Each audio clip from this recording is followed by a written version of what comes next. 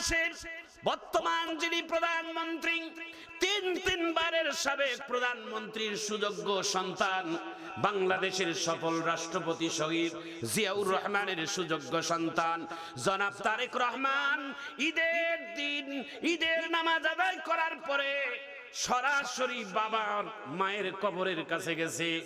কবরের পাশে দাঁড়িয়ে কোনো আলেম ওলামা নেয় নাই। সুবহানাল্লাহ জোরে বলেন। কিছুদিন আগে দিনাজপুরের মাটিতে আসছিলেন তিনি মাটি খনন করার জন্য, এবং বড় মাঠে গড়ে শহীদ বড় ময়দানে ইফতার করলেন।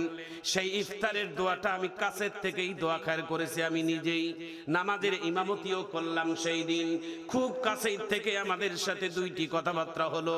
একজন বিনয় মনের মানুষ, একজন নম্র ভদ্র পরিবারের মানুষ, যিনি বাংলাদেশের প্রধানমন্ত্রী জনাব তারেক রহমান। একটু চিৎকার দিয়ে জোরে বলা যায় না মারহাবা? ঈদের দিন বাবা মার কবরের পাশে দাঁড়িয়ে সালাম দিয়ে দোয়া করবেন। ঠিক দোয়ার আগে আগে একটা যুবক লোক বাবা আমার কবর অর্থাৎ বেগম খালেদা জিয়া এবং শহীদ রাষ্ট্রপতি জিয়াউর রহমানের কবরে এক যুবক আত্মহত্যা করার জন্য কবরের মধ্যে উঠেছে। নিরাপত্তা বাহিনীর লোকেরা সেই লোকটাকে গ্রেফতার করেছে। কেন তুমি এই শহীদ রাষ্ট্রপতি জিয়াউর রহমানের কবরের মধ্যে আত্মহত্যা করবা?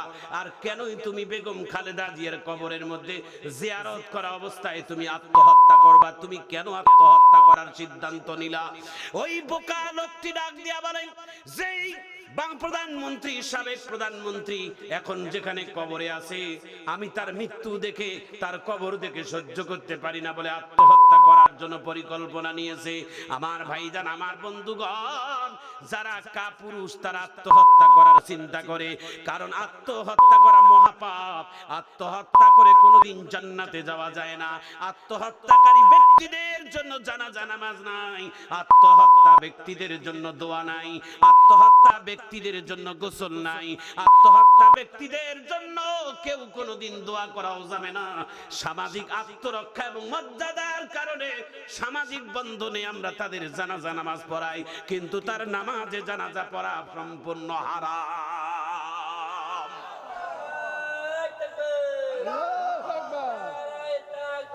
আল্লাহু আকবার। ঘরে ঘরে আলো, ঘরে ঘরে। ভাইজান আমার, বন্ধুগণ আমার, সেই লোকটা আত্মহত্যা করার জন্য বেগম খালেদা জিয়া এবং শহীদ রাষ্ট্রপতির কবরের মধ্যে আত্মহত্যা করার জন্য পরিকল্পনা নিয়েছে, নিজেই জীবনটা বিলিয়ে দিবে। নাউজুবিল্লাহ বলেন। ভাইজান, মানুষের জন্য, প্রেমিকের জন্য, স্ত্রীর জন্য, বান্ধবীর জন্য জীবন যারা দেয়, এদের থেকে বোকা আর পৃথিবীতে কেউ নাই। একটু জোরে বলুন ঠিক কেনা? না না, জীবন যদি দিতেই হয় একজনের জন্য দেব, যিনি আমার জীবন দিয়েছেন তিনি হলেন আমার আল্লাহ। যদি পারো তো আল্লাহর জন্য জীবন দাও, ঠিক কিনা বলে? যদি পারো তো আল্লাহর নবীর জন্য জীবন দাও। কেন তুমি দেশের সরকারের জন্য জীবন দিবা? কেন তুমি বেগম খালেদা জিয়ার জন্য জীবন দিবা? কেনই তুমি জিয়াউর রহমানের জন্য জীবন দিবা? কেনই তুমি এরশাদের জন্য দিবা? আর কেনই তুমি তোমার দলের জন্য দিবা? না না, আমার জীবন তো আমার আল্লাহ দিয়েছে। আমার জীবন আমার আল্লাহর জন্যই যদি দিতে হয় তা দিয়ে দেব। জোরে বলেন ইনশাআল্লাহ।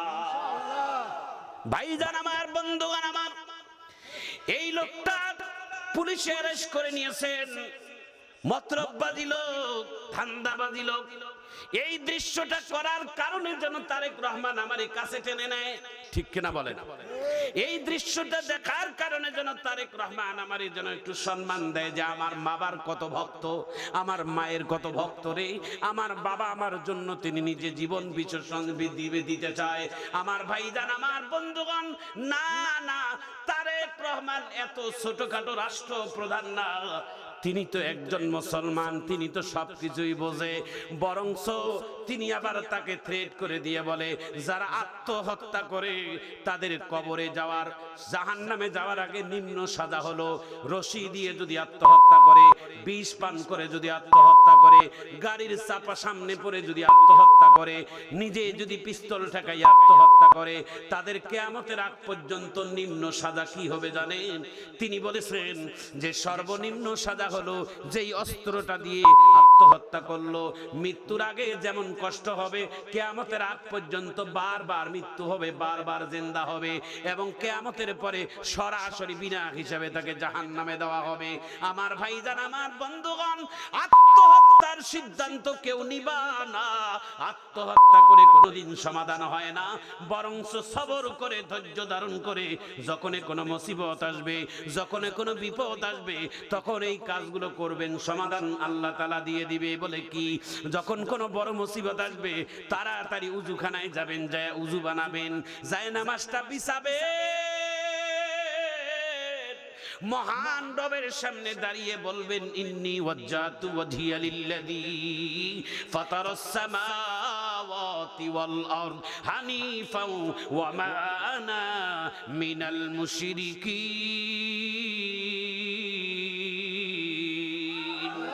আল্লাহু আকবার। আপনি আপনার কিবলাটাকে দিকে মুখকরণ করে আল্লাহু আকবার বলে, সুবহানাকা আল্লাহুম্মা ওয়া বিহামদিকা ওয়া তাবারাকা ইসমুকা ওয়া তাআলা জাদ্দুকা ওয়া লা ইলাহা গায়রুক আউযু বিল্লাহি মিনাশ শাইতানির রাজীম বিসমিল্লাহির রহমানির রহিম আলহামদুলিল্লাহি রাব্বিল আলামিন আর রহমানির রহিম মালিকি ইয়াউমিদ্দিন ইয়্যাকা না'বুদু ওয়া ইয়্যাকা নাস্তাঈন ইহদিনাস সিরাতাল মুস্তাকিম সিরাতাল লাযীনা আন'আমতা আলাইহিম গায়রিল মাগদুবি আলাইহিম ওয়ালাদ-দাল্লিন আমিন।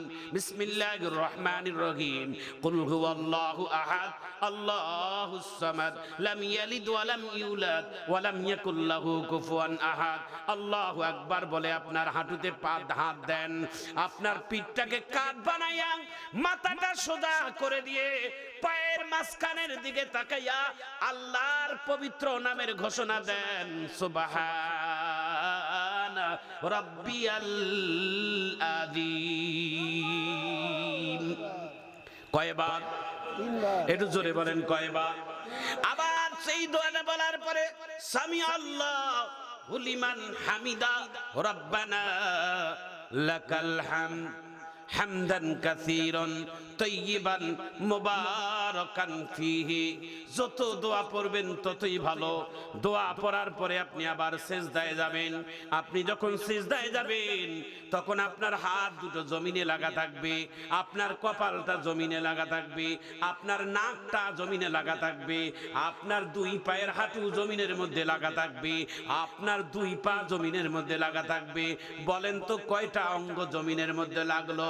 এই 5টা অঙ্গ জমিনের মধ্যে না লাগা পর্যন্ত আপনার নামাজ আল্লাহর কাছে সাক্ষী হবে না। 1 নাম্বার 2 পা, 2 নম্বরে 2 হাঁটু, 3 নম্বরে 2 হাত, 4 নম্বরে নাক, 4-5 নম্বরে কপাল। একটু চিৎকার দিয়ে জোরে বলা যায় না আল্লাহু আকবার? আপনি আপনার সমস্ত অহংকার, সমস্ত রাজত্ব সবকিছু বিলীন করে দিলেন। আপনার কপালটা জমিনে লাগলো, আপনার লাক লাগলো, আপনার হাত লাগলো। আপনি আপনার মুখ দিয়ে আস্তে করে ফুসফুস করে আল্লাহকে বলে দিলেন সুবহানা রাব্বিয়াল আলা। একটু জোরে বলেন, সুবহানা রাব্বিয়াল আলা।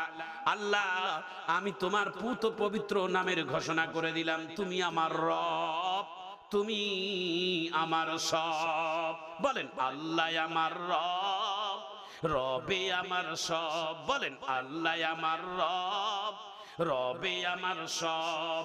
দমে দমে তনু মনে তারে অনুভব। আল্লাহ আমার রব, রবে আমার সব।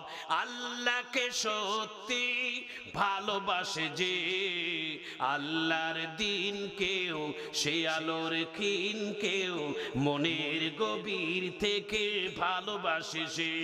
একটু জোরে বলেন মারহাবা। ভাইজান আমার, বন্ধুগণ আমার, তাশাহুদ পড়েন, আত্তাহিয়াতু, দরুদ শরীফ পড়েন, আল্লাহুম্মা সাল্লি আলা মুহাম্মদ, দোয়ায়ে মাসুরা পড়েন, আল্লাহুম্মা ইন্নী যালামতু নাফসি যুলমান কাসীরান ওয়া লা ইয়াগফিরুয যুনুবা ইল্লা আনতা ফাগফিরলি মাগফিরাতাম মিন ইনদিকা ওয়ারহামনি ইন্নাকা আনতাল গফুরুর রহিম। আসসালামু আলাইকুম ওয়া রাহমাতুল্লাহ। আসসালামু আলাইকুম ওয়া রাহমাতুল্লাহ।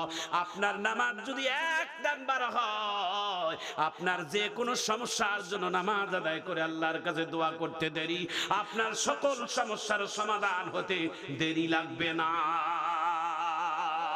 হাত তুলে বলেন, হাত তুলে আল্লাহু আকবার বলেন না আরেকবার? সবাই হাতটা উঁচু করে আল্লাহু আকবারের আওয়াজ দেন। আপনাদের পা গুলো আগাই দেন।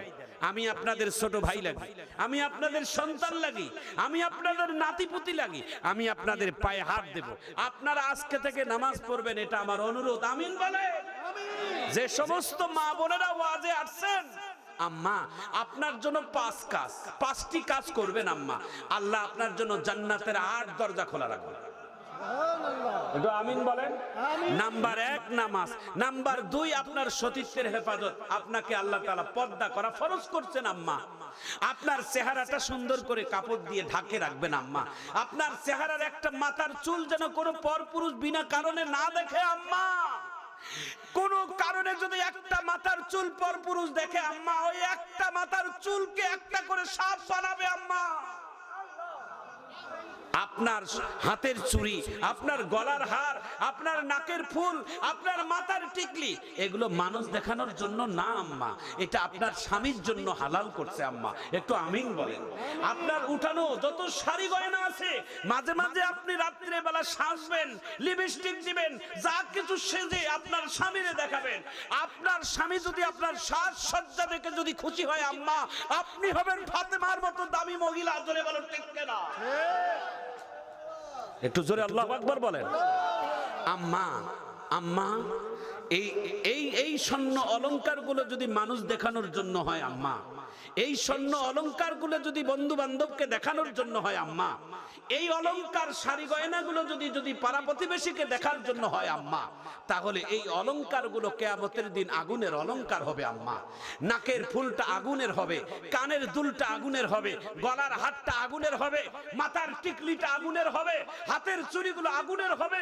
সেই দিন আপনাকে এই স্বর্ণ অলংকার গুলো আগুন দিয়ে আপনাকে কষ্ট দিবে আম্মা।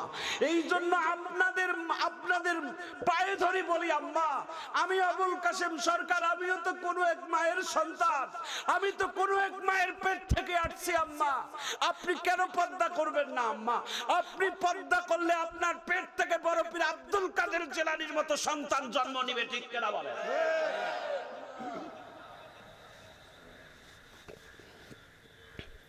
আম্মা, আল্লাহ রসুলে আপনাদের সম্পর্কে একটা হাদিস বলছে। হাদিসটা বলি, আল জান্নাতু তাহতা আকদামিনাল উম্মাহাত। আমাদের পুরুষদের পায়ের নিচে খুঁজলে শুধু জুতা আর স্যান্ডেল ছাড়া কিছু পাওয়া যায় না, কিন্তু নবী পাক বলেন মায়ের পদতলে খুঁজলে আল্লাহর জান্নাত পাওয়া যায়। একটু জোরে কর সুবহানাল্লাহ। আম্মা, আপনি যদি ভালো মা হন, আল্লাহর কসম আপনার পেট থেকে ভালো সন্তান বাহির হবে। অবশ্যই সুবহানাল্লাহ জোরে কর। এর থেকে আমি একটা ছোট্ট ঘটনা আমি 2-3 মিনিটে বলবো, আপনাদের দিলটা নরম হয়ে যাবে। কারা কারা শুনবেন না হাত তুলে দেখা। সবাই শুনবে, শুনবে? তাহলে চালাক হইছেন নি? একটু মারহাবা কর। আরো আগে উঠাইলে কিছু শুনতে পারতেন। আমার তো শরীর ক্লান্ত হয়ে গেছে, তবুও চেষ্টা করছি আমার ভাইদের দিকে তাকাইয়া। একটু আমিন বলেন। আর একটু আলোচনাটা শোনার আগে আর একটু হাত তুলে একটু আল্লাহু আকবার বলেন তো দেখি। হাত নামান, আবার ওঠেন আল্লাহু আকবার, আবার নামান আল্লাহু আকবার। এই যে মাঝে মাঝে বিনোদন গুলো করতেছি যাতে করে আপনাদের মনে একটু আনন্দ থাকে। একটু জোরে কোন আমিন। আর আল্লাহু আকবার বলে ঈমান বাড়ে না কমে দাদা? আল্লাহু আকবার কার আওয়াজ? আল্লাহু আকবারের অর্থ হচ্ছে আল্লাহ বড়, আল্লাহর থেকে বড়, আল্লাহর থেকে মহান এই পৃথিবীতে আর কেউ নাই। একটু জোরে জোরে বলুন ঠিক কেন? ভাইজান আমার, বন্ধুগণ আমার, ছোট্ট করে কথাটা বলে দেই।